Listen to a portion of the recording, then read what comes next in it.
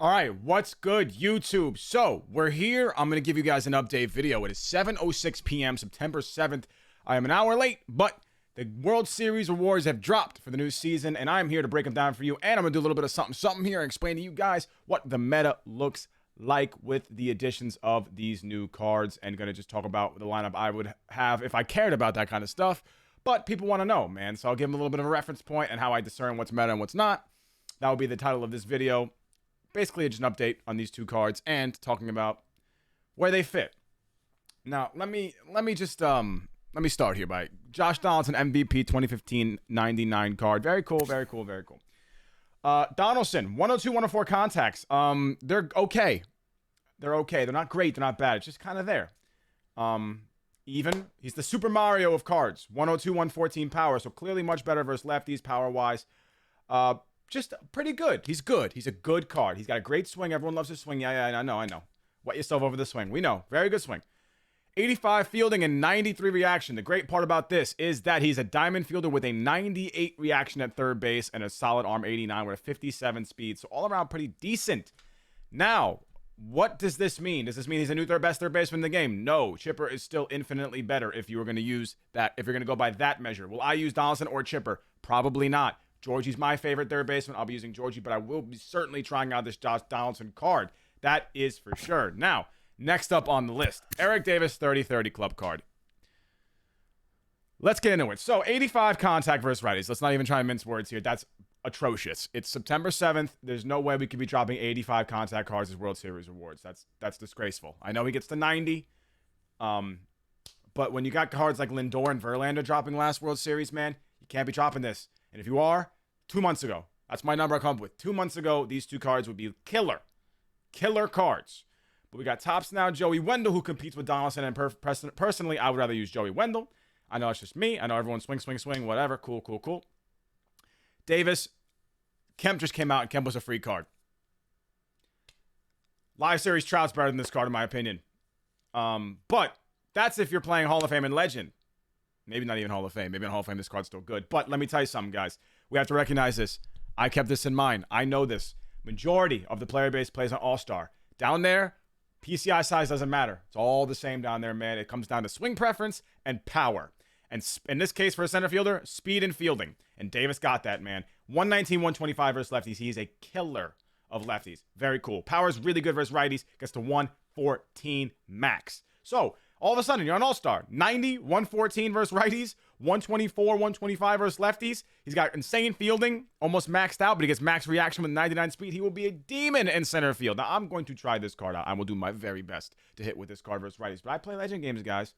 It's not my fault, but I'm not going to hold it against the SDS, but it's just one of those things.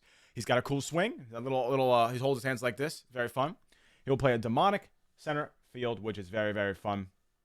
But I don't know. I don't know if he'll hold up, but for all-star players and maybe even Hall of Fame guys, if you're good, you're going to kill with this card, and he's going to be great. But the problem is, there's just free cards that are better right now. I don't think this is a good World Series award. If I had to give this an overall rating for World Series guys, especially factoring in that Lindor and Donaldson just dropped before them a season ago, I hate to do this. I'm going to give it a lowercase L. I'm sorry. I am.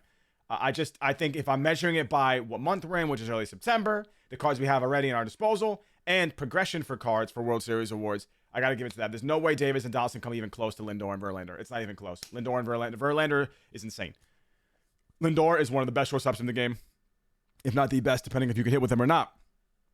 This card is and Donaldson he's comparable to free cards. If you made World Series this year and you didn't, or this season, you didn't make it last season, and you don't have Verlander or Lindor, take one of these two. Do not take these two guys unless you're an Eric Davis and Josh Donaldson fan.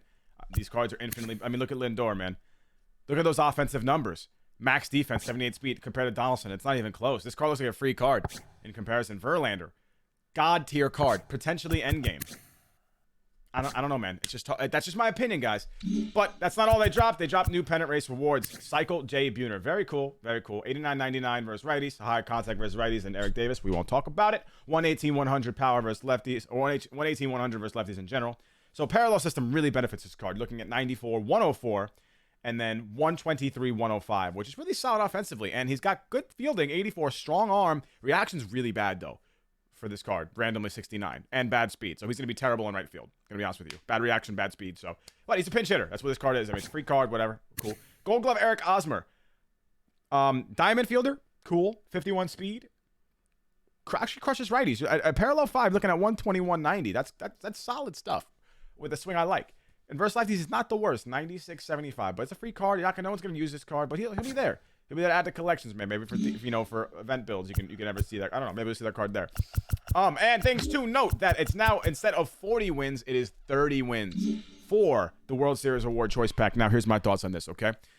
It seems that MLB the Show, SDS, is San Diego Studios, the company that makes it, whatever. It seems they're getting away from incentivizing ranked seasons grind play. I mean, look, they just dropped it down to 30, which I think is reasonable. 40 is a lot of wins.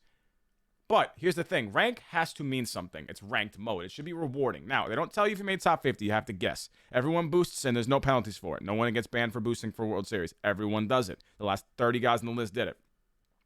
I went from 20 and top. I went from 20. I don't really try for it anymore. I don't do the up to the last minute thing. I went from 20 to 50 in less than in less than 12 hours because of boosting. That's beside the point. Now, if you go even further into it, for making 1,000, which I can't even imagine how many people don't make 1,000, you get 5K stubs and 10 bronzes. That is chump change. 1,100, 10K stubs and 20 bronzes. 1,200, 20K stubs and 20 bronzes.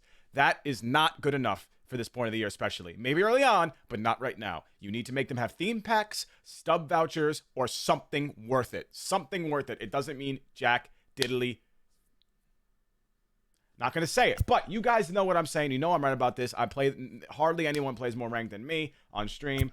I will love the game. I want to see more people play it, but right now, ranked seasons does not have incentives to grind it. It's very lazy. It is lazy right now what they're doing with ranked seasons. And it shows that they're heading towards content, which is cool with me. I get it. Content is where the money is. Fortnite showed that. Appeal to the casuals. Those are the people you have to worry about playing a game. Addicted fools like me are always going to play the game. But the casuals who are going to go play Madden, FIFA, 2K, they need an NHL, they need to reel them back in. And how are they going to do that? By dropping a ton of abundant content, fun cards, not worried about gameplay updates, because clearly they only made a couple. They don't really care about gameplay. That's obvious. And ranked seasons rewards don't mean anything to these people because they barely make World Series anyways, which is totally okay. This is just me speaking from someone who knows the ins and outs of ranked and knows how it should look, but it doesn't. I'm cool with that. I understand the direction they're heading in. That's why I'm heading in that direction too. I don't care about top 50 anymore. I don't care about grinding rank to the top. I don't. I'm here to make content and have some fun with it. That's something I understand. But I will always call a spade, and that's just what's happening here. You know me. We come here for the realness. Now, that is all the content that dropped today. Now, let's go into meta team builds and explain what is the top team, in my opinion, the most meta team you could have, best of the best, assuming two things. You have all the cards that you can have in the game, and you're the best you can be with all these cards. And you can get the most value out of these cards. I know it's two big assumptions, but this is just tell me to F off if you don't believe in what I'm saying or you think you disagree with me. I'm cool with that, but this is just my thoughts. People ask, so I will tell you. So, what is the meta build right now? I think is Mookie, Wander, Vlad Sr., Chipper Jones, Miggy Cabrera, Lindor, Kemp, Yasmani, 1 through 8. Now, Kemp in center, because why take him out of his primary? He gets over 90 speed. He gets over 90 fielding. His reaction's quite low, and you'll notice it when you see him playing in center, but I think at parallel 5, he'll be more than fine. Mookie into left instead of right. I know he'll be max in right, and Vlad's not great in right, but here's the thing. Mookie, 94 reaction and fielding compared to 99 isn't that big of a difference, but 81 and 74 compared to 76 and 70 is a huge deal. Vlad is good enough. That fielding rating this is what matters for fielding, guys, for outfielders. Reaction and then speed. It's interchangeable, maybe, but those are definitely the top two, and reaction is infinitely more important than fielding. There are no exclusive animations for diamond fielders, and everyone makes those stupid animations anyway if you don't get to the ball on time in the outfit. You guys know what I'm talking about. So, Vlad having 81 reaction at parallel 4 with 85 speed. At max will be 82 reaction, 86 speed is more than good enough. So his fielding rating won't really matter, and he's got that arm. So that's what I think right now for outfield. Now, as far as infield, Miggy, he gets to gold fielding at Superfractor. His offense is just too good. I love his swing. I think he's great. In legend games, I'm hitting in 26 legend games. He's batting .444 for me with 14 home runs. He's unreal. If you can hit with him, that's why I have him here. He gets to 50 speed. I think he's the best value. He's just too good. Second base, Lindor. He's the primary shortstop, but you get high diamond fielding and reaction with a good enough arm, 88. when he's maxed out at second base, and he's switch hitter with a lot of pop and one of the best swings in the game and tons of utility. I think he's best at second base. Wander, I think he's one of the best cards we've ever seen in this game. I think he will continue to be so. I think he'll be end game for a lot of people. Contacts are more than good enough, especially versus righties. 99-89 power is crazy. It is literally more than good enough, especially for most people who played Ship It. The fielding is where you get me. 92 fielding in his primary at shortstop. 91 reaction. Those are really solid. He's got a 97 arm with 89 speed. He gets to just about everything. The only fielder in the game at shortstop who is better than him out right now is Silver Slugger Trevor Story because of the 99 fielding and reaction. He also has the same 97 arm, but he has 92 speed. So he's got to be better. But I'm taking Wander for the offense. I think he's head and shoulders the best shortstop in the game if you're perfect with him, if you can hit with him, assuming you get max potential at all these cards. Now, next up on the list, Chipper Jones.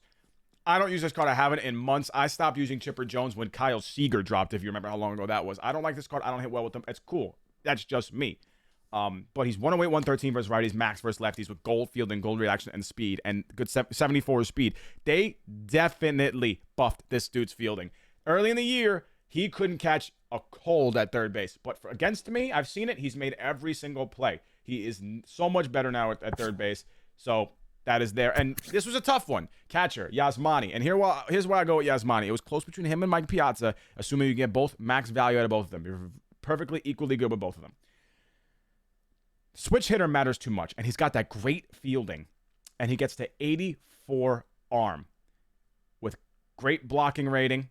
Actually lower than Piazza's, by the way. Piazza's a 90, but also 99 reaction back there. The speed's a killer, man, but this guy is just a home run machine. He is so... Home runs or singles, I know, whatever. But that's all you need from this card with top-tier defense, one of the best swings in the game, and he's got insane attributes versus both. I think he's the best if you get max value out of him. Now we're here to the bench. This is a little bit more of a gray area here, but I'll get into it.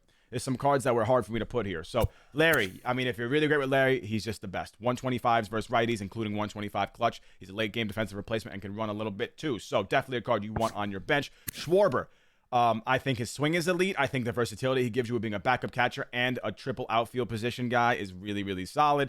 I got to keep this card here. Mike Trout. This is tough. If I was going for my kind of team build, which is you want someone who's really good at one particular thing. So in this instance, I would want someone who's really good at killing lefties as a right-handed hitter. I would maybe change it up. But Trout is overall one of the best cards in the game still as a live series without inside edge. If we factor in inside edge here, if Mike Trout has inside edge, he probably dethrones Lindor or Mookie. Probably Lindor. Definitely Lindor. I would put Kemp in center, Trout in the left, and put Mookie at second base. That's probably what I would do and put Lindor on the bench because inside edge would put this card through the roof, especially if you got it versus lefties. He'd be one of the best. So that's that. Now, Piazza, lefty killer, insane offensive numbers, backup catcher with good, solid defense, 50 speed, could play first base too. Gives you everything you need. Catcher, first base, backup utility, platoon choice if you start a lefty, whatever it might be. So I think you got to go with Piazza. I think he just kills lefties for me, and he's overall one of the best cards in the game. So another backup catcher there too, and lefty destroyer. Now, Trey Turner. This was a tough one for me. I love me some Trey. He's the only true hitter on my team on Legend that has hit over 400 the entire time. 159 games, 414 batting average, 67 homers. He is slugging over 1,000 with an OPS of 1449. His utility, he plays short, second, third, and center field. Now, personally, I believe that his best positions go third base, second base, shortstop, center field. I think he's pretty bad in center field for a lot of reasons. Actually, I probably put him in center over shortstop. I think shortstop's his worst position. You need an arm strength there and good reaction time to play shortstop. His arm is weak and his reaction isn't great. Center field, the same thing. He might have great speed, but if he gets a bad jump, it does that stupid the instep first, and he gets blown by a fly ball, it's over for you. Hard to score this year, man. Defense matters. You need to make sure you get those outs when you get them. But he is too good of an offensive threat to ignore. Kills lefties and righties. His 90 power versus lefties plays way better than that. We all know that. And that 104 power might as well be 125. So the versatility this card gives you, plus his offense, keeps him a guaranteed bench spot.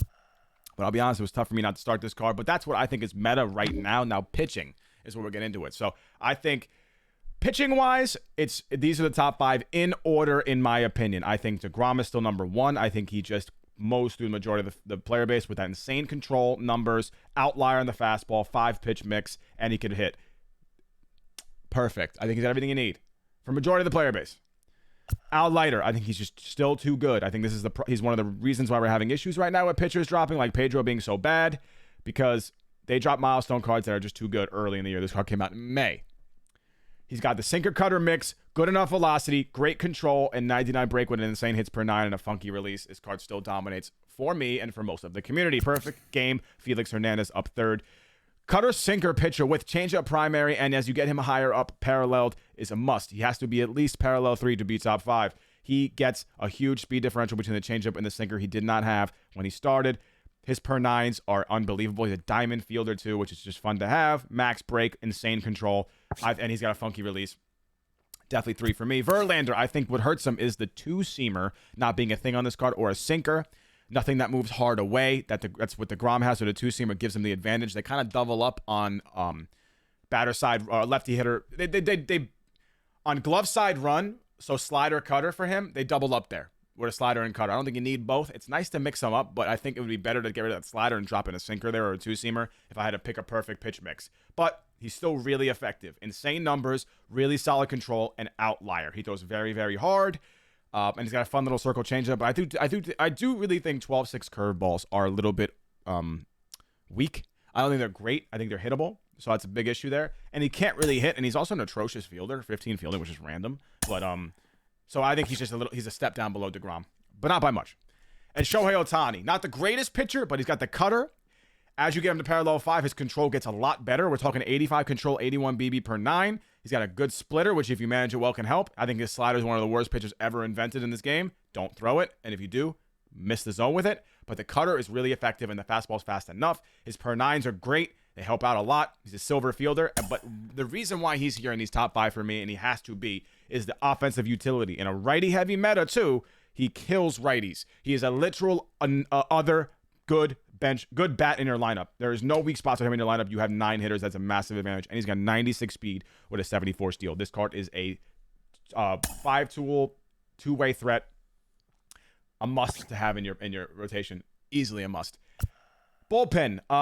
I don't think Alex Reyes is particularly great. I think he's easy to read, but he has outlier 2 on that sinker. And I think what makes him invaluable is obviously the per 9s, the sinker, outlier on the sinker, whatever, which I actually think is not great. But 47 stamina that gets to 50 at parallel 5. Having a relief pitcher with 50 stamina is huge. He is a guaranteed long relief guy. Enough about him. Rob Dibble. Good stamina, funky release, a cutter that's 92 miles an hour with a fastball gets to 102 because of outlier. It is an insane speed differential. His control is solid. His velo is obviously solid. The break gets up there, and he's got a funky release. I still think he's one of the most effective pitchers in this game. I don't really have to go through this too much right now, guys. 99 Mo. There's not a lot of relief pitchers to choose from, but 99 Mo, the milestone Mo, Goose Gossage, and Kenley. I'm not too high on Kenley. I'm going to be honest with you. I think he's just a budget Mo. I think Mo does what he does better. I think Kenley's too readable, and I think Kenley's slider is really, really bad. But that's just my opinion. Either way, still think he's a top option in the game. Josh Hader over Gregory Soto. I think Soto is too easy to read. I think he's too wild. I think Hader's control makes him a lot better. I think that the two-seamer and changeup for Hader really make him a lot better than one would think. I just like him better. I think he's better. I think he's more effective. I think Soto's too easy to read. Obviously, Sig Series, Chapman. I don't got to go through it. Outlier, 5 pitches with a sinker. Insane. I don't got to go through this. 82 control. I don't have to go through it. And Andrew Miller, who I think is the best and most effective lefty. If you can pitch well with him, slider, four-seam, sinker, changeup with nice control. Gets over 90. 99 velocity and break. Does not have outlier, but he has a nasty, nasty slider with 99 control and break on it. So he is my pick for top lefty. It's close between him and Chapman, but this is who I think are the #1 guys. I went through it, guys, as fast as I could without making the video too dang long, but this is who I think, and I bet these guys in this order in terms of who's the strongest offensive players. I've already talked about how I form my lineup, but really it just comes down to who I want to have the most at-bats in the game. That bat's top of the lineup. That's really it. But like I said, tell me to kick rocks if you don't agree with me. Totally cool with that. Those are my thoughts. I believe this to be true. And I'll update this meta as the new player of the month drops tomorrow, the August player of the month, and I will update it again after TA4 drops. And I'll update it with a whole new, this might change entirely. We shall see. But if you guys enjoyed this video, like the video, comment down below and subscribe to the channel. And do not forget to put that bell on so you guys don't miss when I post every day at noon Eastern time. And some update videos like this one sprinkled in at night that you might just miss. All right, guys, I really hope you enjoyed the video, and I hope you enjoy the rest of your night. I'll catch you guys soon, all right?